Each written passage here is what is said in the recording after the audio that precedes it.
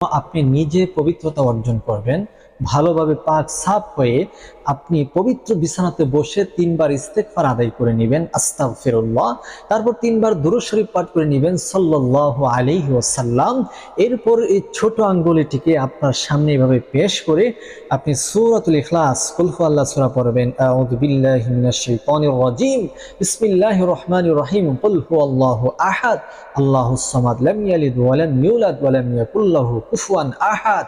এরপরে যার উদ্দেশ্যে আমলটি করছেন তার নামটা স্মরণ করবেন, তার মায়ের নামটা উচ্চারণ করবেন। এভাবে এমুকের সন্তান, এমুকের জন্য আমলটা করছি, আল্লাহ তাকে আমার জীবনের জন্য আপনি ভস করে দাও, যেমন এরকম ভাবে 3 বার পড়বেন। এই নিয়তে 3টি ফু দিবেন, এরপর 3 বার দুরূদ শরীফ পড়বেন। ইনশাআল্লাহ লাগাতার 7 দিন আমলটি করেন, 7 দিনের ভিতরে কাঙ্ক্ষিত মানুষটি আপনার বশ হয়ে যাবে, আপনার বাধ্য হয়ে যাবে। আপনি যা বলেন তাই সে মানতে বাধ্য হবে। অবশ্যই